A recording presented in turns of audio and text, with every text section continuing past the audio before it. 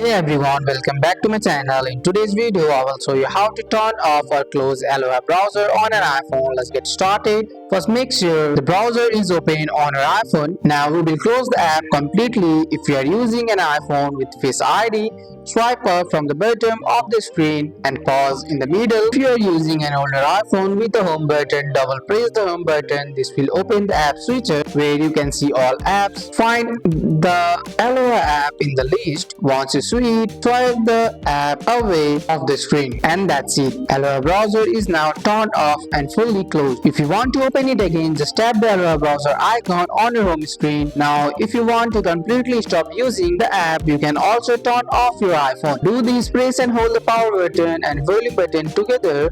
When you see the power screen slide power off, your phone will turn off and all apps will stop running. And that's all. This is how you can easily turn off Aloha browser on an iPhone. That's all for today's video, guys. I hope you guys like this video. If you found this video helpful, drop a like, subscribe for more videos. Thanks for watching. See you in the next one.